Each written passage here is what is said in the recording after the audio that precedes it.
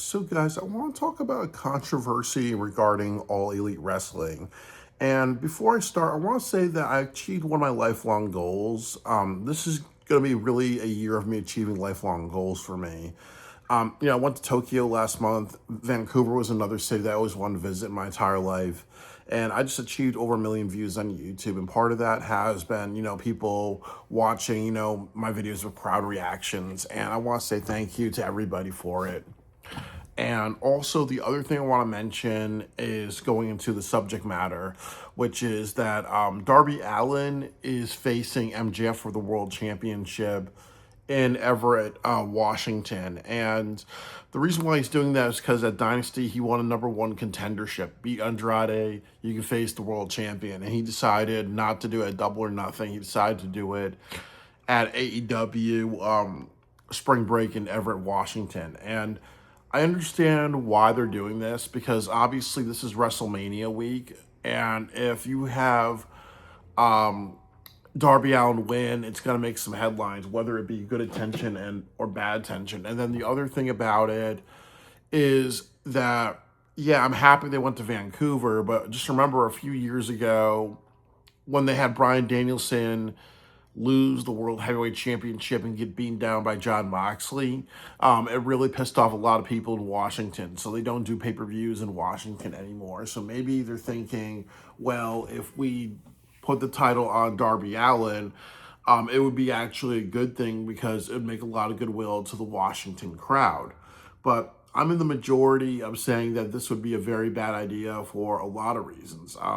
I think the biggest reason is that MJF has been doing an excellent job as champion. There's 2 things that are happening with him. I think, first of all, that he's rebuilding the heavyweight championship division. I like how he's talking to the Don Callis family, and there's seeds of Kyle Fletcher versus MJF. He's planting a lot of seeds. This isn't like last year with Moxley, where really his approach was, I want people to step up, and there's really no story. Or remember when Moxley beat Bryan Danielson? You saw Private Party.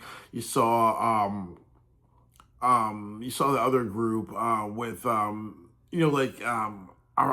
forgot the name of that group. It's like with that guy with that mask, and Brody Lee's son is in it. But they always usually lose and everything like that. They're kind of like a loser squad. And then you saw like Orange Cassidy, and then one of the matches they did last year was Orange Cassidy versus John Moxley. Like, I think with MJF, he's smart enough to say, okay, well, he had a match with Hangman, he had a match with Kenny Omega, he is talking to Kyle Fletcher. Kevin Knight has been winning and been stepping up. People Mike Bailey's been winning and stepping up. Bandito. So he is not doing things like he's not having a match with Orange Cassidy. He's not having a match with somebody like Dalton Castle, who part of his gimmick is to do a bunch of silly comedy. Like Max is really saying, I want the best of the best, really. If you want to face MJF, you have to be the best of the best. You cannot be somebody, again, if he was in WWE, he would not be having a match with Danhausen and other things like that because he knows that that would hurt his character. So you have a champion that wants to have great matches. You have a champion that really considers the opponent. You have a champion that's trying to build up other stars. And you have a champion that really treats his matches like, you know what, this has to be some serious shit, really. Or even like when he faced Hangman wanted to do a Texas death match. MJF really just said that he did not want to do this, and he's pissed about it because he considers that garbage wrestling, when a lot of people consider hardcore matches garbage. And I also appreciate what happened at Dynasty. And part of that was an MJF decision where he decided, hey, you know what, we're not going to do a death match. We're not going to do an exploding barbed wire death match. We're not going to do any of that shit. We're going to have a regular match. And I appreciate Max for doing that because it's good to have a champion that says this is AEW. This is not Combat Zone Wrestling. Next month it's Anarchy in the Arena. Over the summer they have Blood and Guts. So we can kind of afford to not have a pay-per-view with any hardcore matches because it says to the audience, we have some self-control, really. Not everything has to be a hardcore death match. Bullshit. So MJF has done a lot of positives, just to reiterate these 3 things, that he picks the right opponents, he's encouraging other people to face him, And then also he really thinks about, what his look of a world champion needs to be. He wins fairly. Sometimes he cheats. Sometimes he beats the opponent. He comes off of this, inescapable champion, like this champion that's always going to this is escapable champion. He's always going to have the title.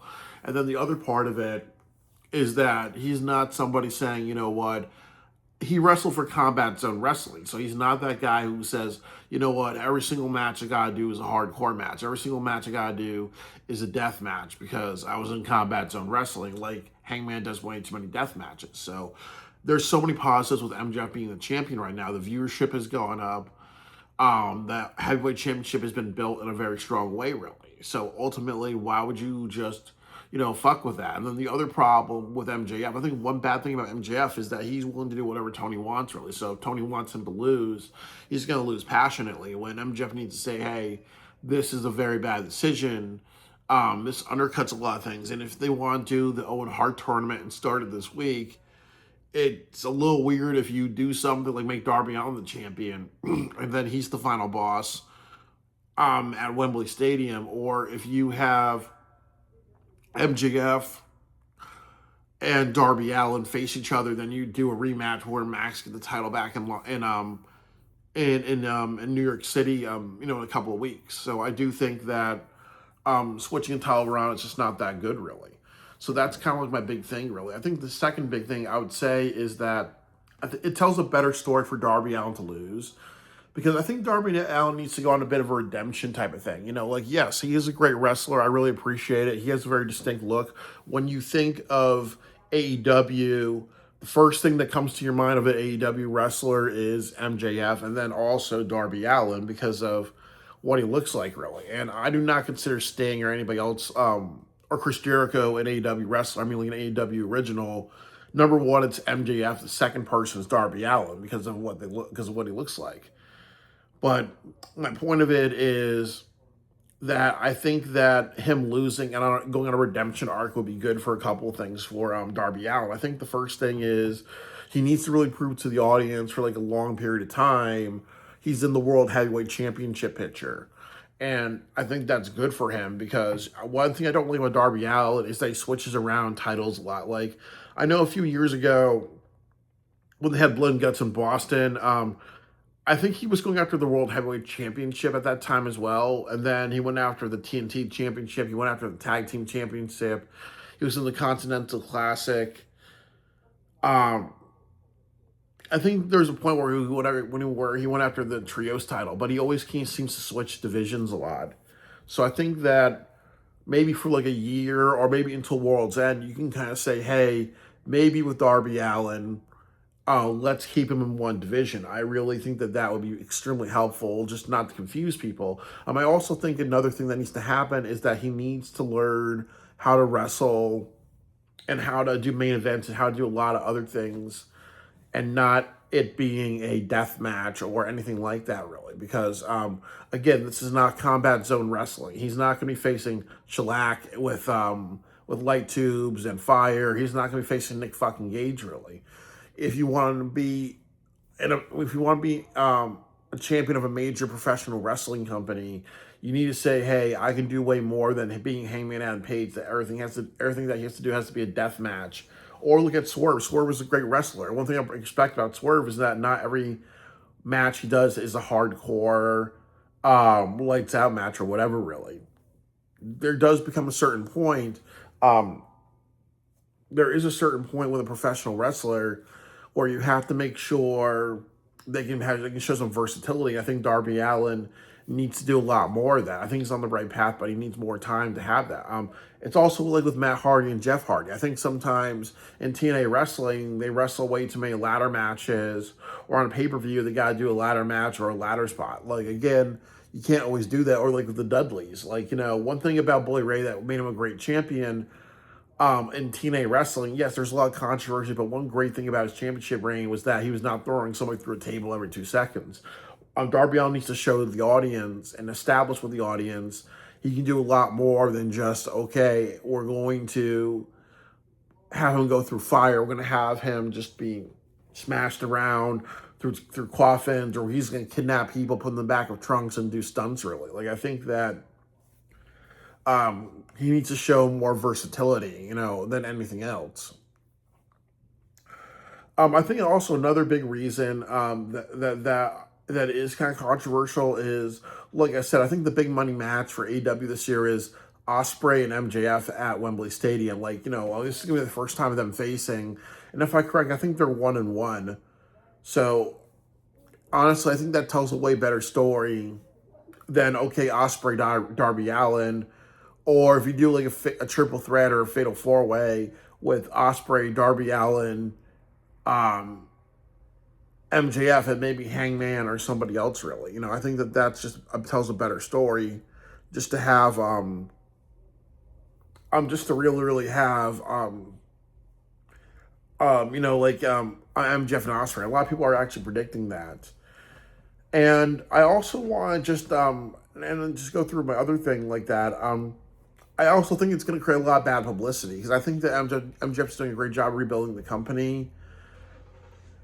And a lot of people may say, oh, well, they're just doing it because it's WrestleMania week, or they're just doing that because they want to make the Washington crowd happy.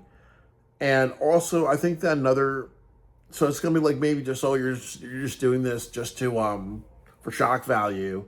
And then the last part of it is that I don't like rematches. And it's okay to have rematches, like Kenny Omega and MJF was a rematch. They faced each other 3 or 4 years ago in at Mohegan Sun. I was there when that happened. But that's a good rematch. It took a couple of years. I'm doing something where you make where you MJF Darby Allin wins the title, then you have MJF win the title after that, and then you might say, oh, we need like another best 2 out of 3 match sometime in the future. I just think that I just don't like that, because that'll be too soon, really. And AEW does a lot of that. Like I was really mad when they had Adam Cole versus MJF at Washington D.C. and then they repeated that match at the main event, because they should have waited. Or they did MJF versus Will Ospreay in Arkansas, and then they did that maybe 2 or 3 weeks later in Wembley Stadium. Really, like sometimes they lack that self-control of saying, okay, you know what, when we do a match, and we're gonna have that be a rematch a couple of weeks later at a bigger show or whatever, there's diminishing returns of all of that. There's a really big diminishing return. So, and then I also tell myself, who else could he be facing? Kyle Fletcher could come back, and he could be facing MJF, or you could do Andrade, or you can do like Swerve Strickland. So there's a lot of just really great options. Or you can do a tournament, and then you can say something like maybe Anthony Bowens,